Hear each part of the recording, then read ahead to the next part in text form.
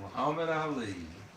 There's a lot that I can say about that man. He was, I would say, if I was ever guilty of idol worship, Muhammad Ali was my idol. Even from a youth, I always loved, I always admired him, not just for his boxing skills, but for his social stances, his positions that he took against the Vietnam War. I mean, he's always been an inspiration, and so I believe it was in 1987 that I actually got a chance to meet him. And I found out that his road manager was a brother that I had knew down in San Diego when I had first become a Muslim. And so I was invited into the inner circle as a photographer. So I got to travel around with Muhammad Ali, became very close to him and his family. And for me, that's the cat speaking. It was one of the greatest experiences and motivations in my life to have met Muhammad Ali and to have been a part of his circle.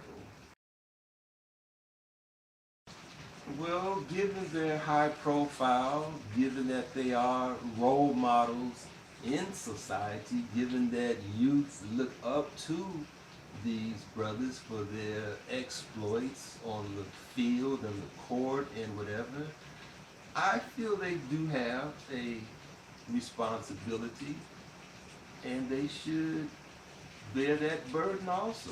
We like them to be role models for our products and so forth. We commercialize, these brothers for their fame, to sell products.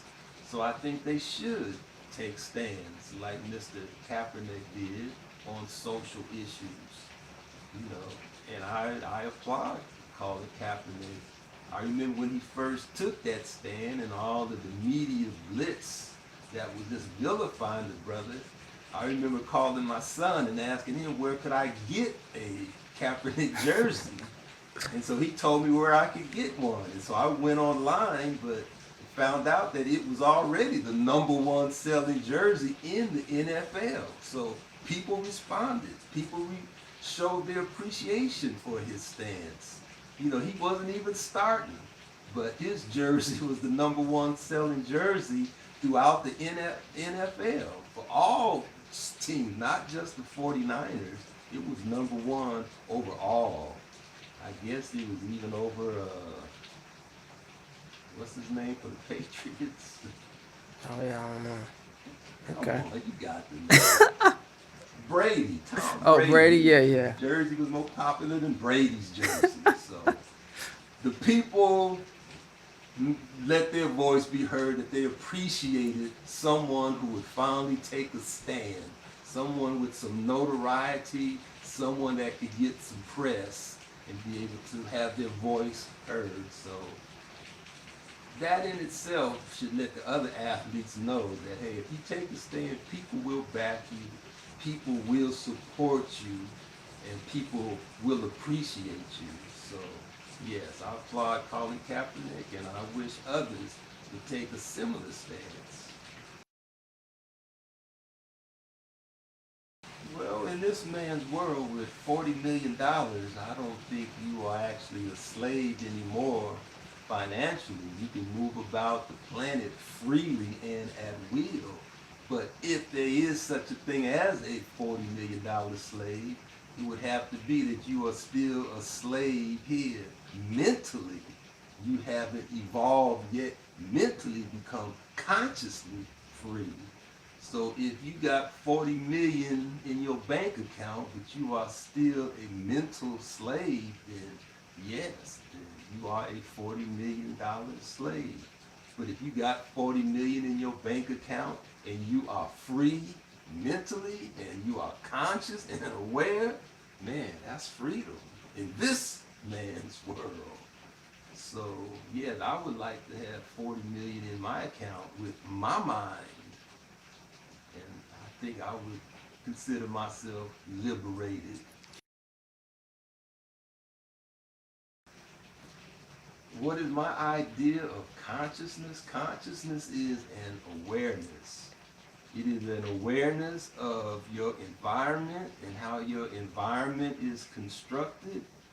It is an awareness of you having a moral, a intellectual, a spiritual awareness. It is a global awareness of the world and the environment that you live in, which will give you the ability to navigate through it, with a greater ease, to be able to be self-determined, you know. That's what I believe consciousness is. Consciousness is knowing thyself, who you are as a human being, first and foremost, who you are as an ethnicity, as you have been groomed through history and the conditionings of history, be it the Jim Crow, be it the slave institution, the peculiar institution of slavery, and even what we wore in Africa before even being brought back here.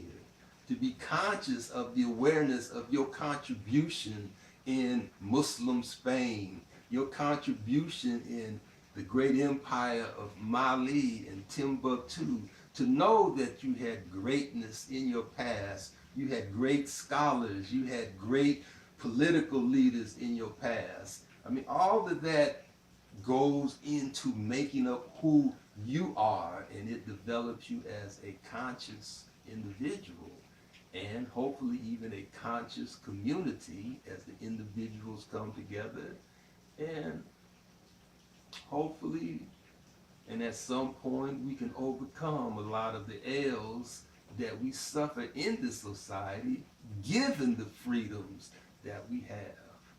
So without conscious freedom, we getting back to the mind again. Without this, yes, even with your 40 million, you are a slave.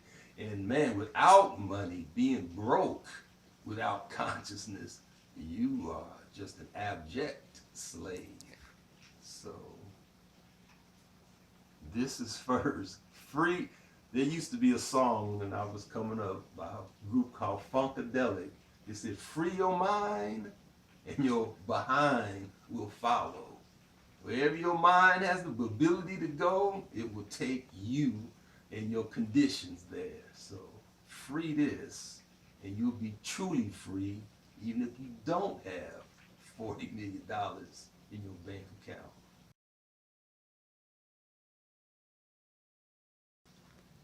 Well, here again, we get back to the $40 million slave.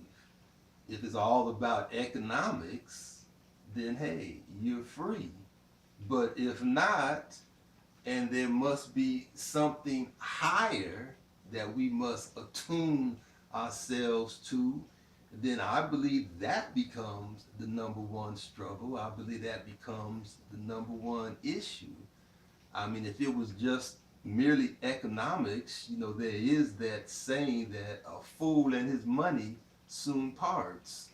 And that was demonstrated on that 30 for 30 documentary that comes on ESPN, of all these folks who made millions in that pro careers, or those who may even win the lottery.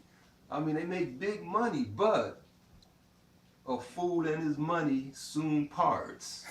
Or as in one of my favorite movies on economic issues, Wall Street, where Gordon Gekko told his young lady friend that it's a wonder that a fool and money ever got together in the first place. So it's not just about economics. If you are not socially conscious, if you don't know how to manage money, if you don't have the disciplines to control your impulses and your base instincts, man, you could just blow through 40 million like it was nothing. So yeah, there has to be a higher consciousness, and in that consciousness there must be a sense of discipline, of your lower nature, because we live in a very commercially exploitative culture where these people have subliminal ways of getting into your pocket to get you to buy stuff you don't need and don't really want. So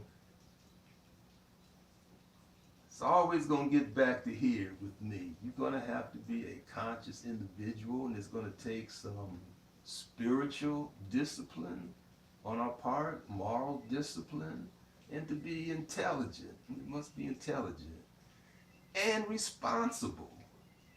Responsible to our families, to our communities, that the money just ain't about us, but it could be put into a broader use that could uplift more than just your individual self. So economics by itself, disastrous.